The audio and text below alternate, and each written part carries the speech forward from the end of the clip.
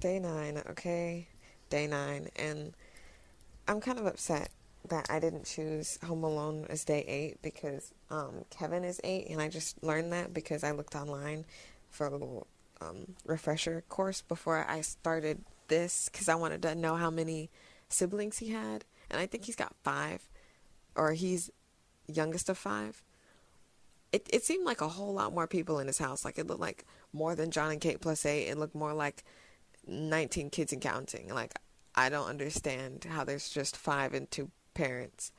But let's get started with this 12 Days of Christmas movies. Number 9, Home Alone. I will not be discussing Home Alone 2, Home Alone 3, nor the crap show Home Alone 4, because they're all garbage. The second one, people be like, "Oh, that's a good one. That's a nice."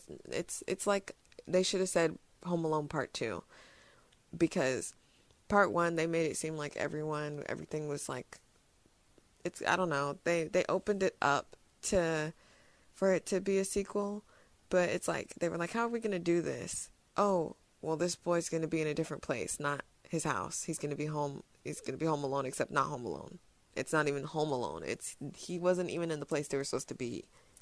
He was on a different plane or a different flight, or he got off in a different place. But the first one, let's talk about the first one. So I didn't even realize this, but the robbers scoped the home as the police officers, I think. I think when I first watched it, I didn't realize that the robbers were already scoping the house before they even left. They were like, "Okay, when you want your lights off, da da da, we're leaving." Like, first of all, why are you going to tell everyone that you're leaving? Second of all, y'all just let any old person in. If a cop comes to my door asking any questions, I need to see identification. I need to know everything about you. I need to know where you live. I need to know where you're stationed at. I mean, stationed at. I'm a military brat, so, but so Kevin is running around, and he's not even really doing anything. He's not doing much. He's just like living life as a child, and everyone just like craps on him like garbage. It's like, what on earth? It's kind of terrible when you watch Home Alone again, and you're just like, wow, this boy. But they treat him like crap, and then stuff happens, and they're like, way to go, loser. And then the uncle gets in on it too. The uncle is talking to her. I don't know if he's his uncle. He's somebody in his family that's in there. But because they're leaving, he goes upstairs because everything bad happens, and everyone treats him horribly. And he's like, "Oh, I wish I didn't have parents or whatever. I didn't have family. I just have my own vacation." And then his mom, people are always ragging on his mom like it's his mom's fault that this happened. We always like to go to the mom, but what about the dad? The dad literally just like sat there and did nothing. He wasn't even for his son. If he was going to be for anyone, why not his son? He's got like 1 daughter or 2 daughters, I think. I can't remember how many children, but I think there's 3 brothers and 2 sisters aside from Kevin, but I don't know. I'm not remembering it. Like, it's like a good movie, and it's one of my favorites, but it's not a movie like How the Grinch Stole Christmas I can recite because I've seen it a billion times. But Home Alone, I think I've seen a total of like 10 times in my life. 10. And the subplot with that guy that was walking around in the snow that was creepy, and they were talking about how he's old man creepster or something. That went over my head when I was young. I was like, I don't even know about that. I just know about Kevin's Home Alone. So she's like, "Oh, well, maybe you'll get your wish from Santa or something." She says something real snappy to him and closes the door. And the morning they wake up and they're like, "Oh, we slept late," and then they're all running around and they're like, "Da da da, let's see where everybody's at." And she starts counting the heads. And she counts the heads. You go and count the heads. And then it's like the neighbor's boy that they count. So they're like 1, 2, 3, 4, 5, 6, 7, 8, 9, 10, or whatever. However many people are supposed to be there. And then they get in and then they leave. They go on vacation and they're like, "Ah," and then they're like, "Where's Kevin?" Because they're like, "Oh, he's home alone," because they took a flight and everything, and they're already at their destination. And then they figure out that Kevin's gone. He wakes up and he's like, hey guys, I'm gonna do stuff. And he's like, oh, nobody's here. And then he looks like he's gonna get sad, but then he's happy because, of course, because they've been treating him like crap. Like, he's just a little boy. This is really from a little boy's perspective, but in all realities, this is like one of the scariest things ever. Your parents are gone. You ain't got no money. Like, they try to make it slapstick, but it's just one of those things. Like, he had money. He knew where people's money where it was, but it's just like he didn't have any like real, like, anything went wrong, like anything. He can't go to the, like, what are you supposed to do? He never gets really found out either. He's really smart about it. But he goes outside and he like does stuff and he's living life like everything's normal. And he somehow gets like the wherewithal. However, he's 8 years old. I don't know what grade you're in when you're 8, but he like makes contraptions and stuff and it's like cool. And people hypothesize that Kevin is like young John Kramer from the Jigsaw series because he gets old and makes contraptions. It's like, first of all, yeah, maybe that would be interesting, but his name's Kevin. His name's not John and his last name's not Kramer. Unless he changed his name, what on earth? Two, like, that's just one of the most insane things ever. It's just like he did torturing things, but he didn't trap them in there. They were coming up in his house. He was defending them. It'd be one thing if John Kramer was known for defending his property. I would sooner believe that Kevin was that dude from Don't Breathe or Don't Speak or something, that thing where they break into his house and try to steal his money. Because he's blind and he's got all these things ready to go off so that he can hear people. But I wouldn't want him to be that guy because he's really gross. But, so he's walked around and then the dudes, the goons that are robbing people's houses, I think they robbed the house next to them and then they're like going just down the street, going around and they try to get in and he's just like, nah. Like in order to get past people, like when he's ordering pizza to get food and stuff, he like uses, the TV or something. That's like the known thing from the movie. It's like, have a happy new year, you dirty animal or something crazy. That old thing that I don't even think is a real movie. I think they made that movie up for the movie, but I think that's cool because straight up, he uses it to his advantage. He uses everything to his advantage. He defends his home all while his parents are trying to get back to get him because it's just like, wow, we left our youngest child. I think he was the youngest. I'm pretty sure he was the youngest. And she runs off and I think the mom goes without the rest of the family to go home and she goes, but they eventually all get there somehow. I can't remember, but she goes to try to get him. And while this is going on, he goes into the next door neighbor's house where the guys already came. The robbers already went and took their stuff or whatever and tries to get them. And he's like, we got you because they cornered him. They figured out where he was going. He called the cops in their house and said, yeah, I'm being robbed. Please come over here. All while this is going on, the B quest of this scenario, there's this old guy that in the beginning, his brothers were talking about, oh, that's old man to old man, like Old Man Jenkins or somebody. And he was talking about how he killed someone or did something, making them scared.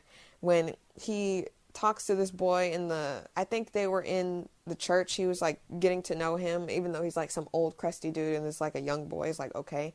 But they make it seem like this guy's not stranger danger. And it's just like, I really don't believe it would have served the purpose that this movie served if they would have made this guy a loser or someone horrible because he's at all angles. If it weren't for that old guy, he would have been, I don't know if he would have been killed, that guy. There's a fun fact about Home Alone when the short guy bites Kevin's finger, he really bit him and made his finger bleed. So I don't know what they were trying to do for real, but I guess they were going to torture him. They said they were going to do the same thing. He burned them and put oil and stuff and like everything horrible to them. But they were trying to break into his house. It's not like it was unjustified. But that old guy that he befriends throughout the movie helps him and saves him from those guys. And it's like, if it were a stranger danger situation, like, it's not a good look because it makes it seem like, oh, kids can I mean, I know this is just a movie, but kids always, even adults look at movies and they think that they can do something. And it may not be as extreme as Superman, I can fly off a building, but it is as one of those things where they put it into perspective where it's like, okay, they can make a rationalized scenario in which they feel like that is something that can happen in reality. Yes, some people are nice, but I feel like it's kind of like, wow, this guy really wasn't. It's one of those perspective things where it's like, okay, yeah, he's nice. He was nice at the end after all. But, I don't know. It's whatever. The guy was nice in the end, and he ends up going home, and his mom comes and is like, oh, wow, you're here, and feels bad that I left you. And he was like, where's the whole other family? I don't know if I'm getting this mixed up with 2, because I just watched 2. I don't think I watched 1 all the way, but I did watch 2 from beginning to end. And she's like, oh, they couldn't make it, and they actually came in, and they were all happy, and everything was fine.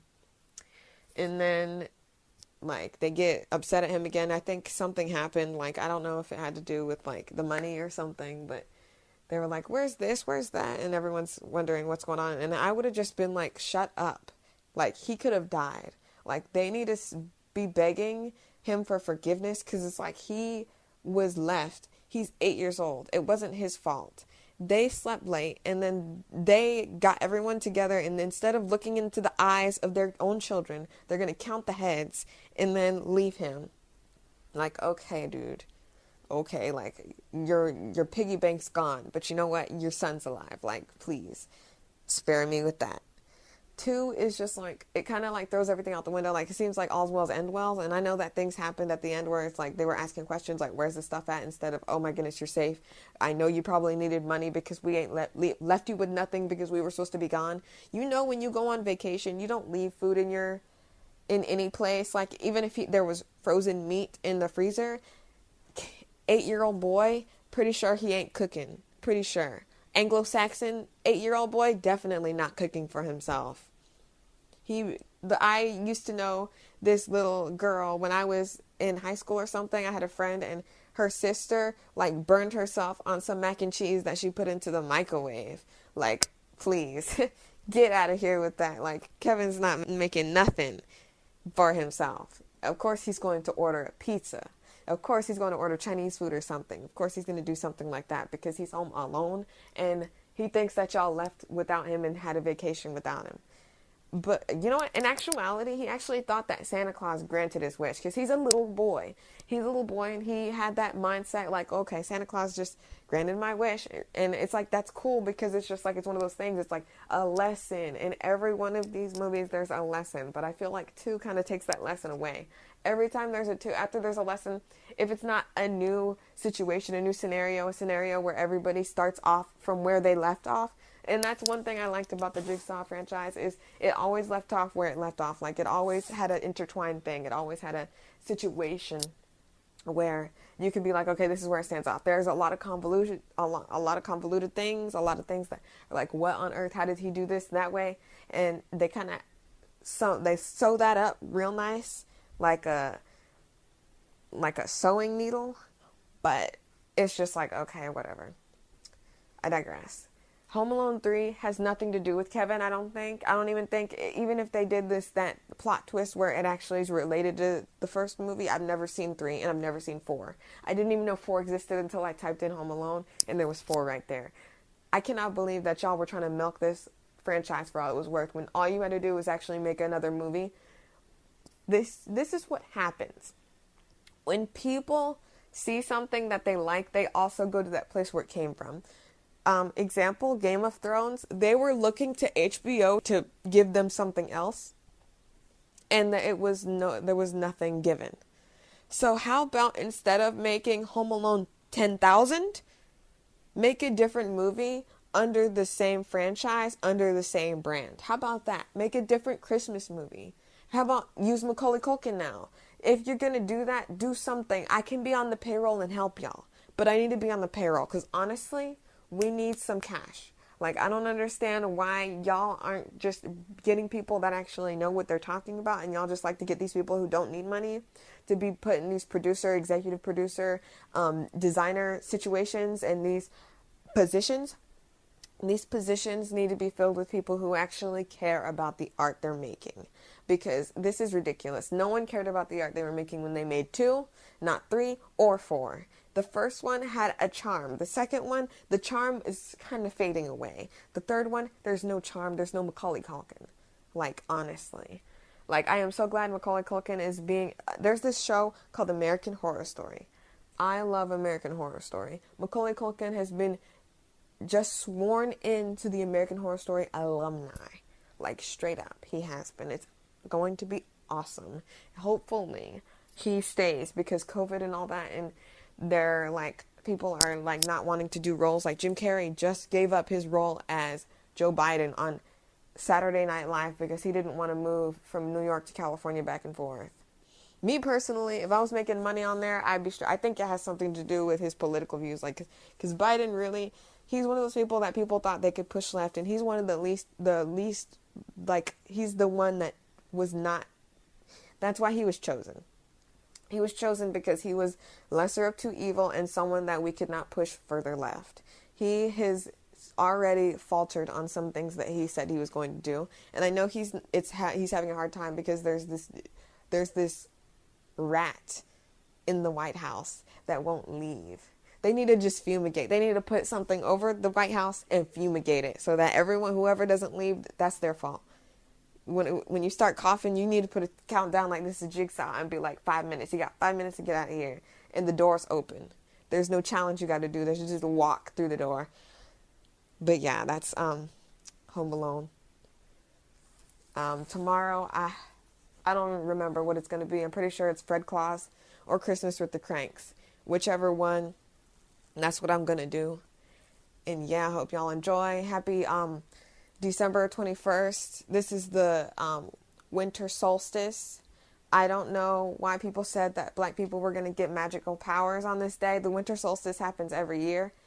I know that Jupiter and Saturn are aligning, and that only happens ever so often. But I don't know. Maybe get a lottery ticket or something, scratch that off, be happy, be close to your family, don't tell people your plans, have a good winter solstice.